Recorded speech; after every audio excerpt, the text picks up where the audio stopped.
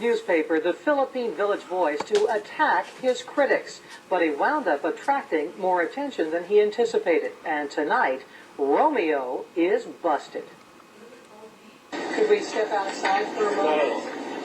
This is company time, not me. Romeo Marquez hides behind a newspaper, refusing to talk to us. But now he has to talk. This Romeo just has too many Juliets. Mike Unzueta of Immigration and Customs Enforcement now has Romeo behind bars. But as 10 News reported, when he was free, Romeo made it a habit of slamming his critics with his own privately published newspaper. I don't think that any woman deserves to be treated this way. Marissa Acierto, a former candidate for San Diego City Council, was one of his targets. There's a lot of things there that he has written that are not true. Acierto broke off a romantic relationship with Romeo when she learned he was married. The newspaperman retaliated with stories calling her a liar and a slut and other things we can't say on TV. Bad enough that Acierto got a restraining order to stop the stories.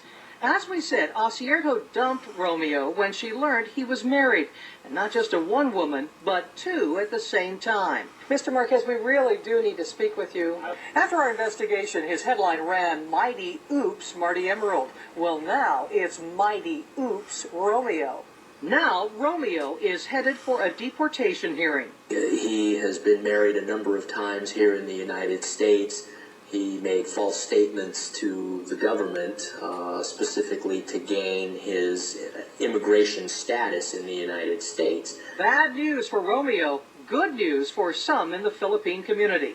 We are, in a feeling of jubilation, all my friends here, because we are so happy. Nenita Barrion was one of Romeo's many targets. So was Susan De Los Santos, publisher of the mainstream Filipino Press newspaper. You don't use the newspaper to clobber people just because you don't like them, just because you don't agree with them.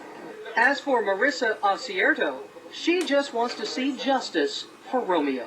It's a relief. I think the community can kind of rest at the moment, but unfortunately, until he's actually out of here, I think they'll be a little bit more at ease.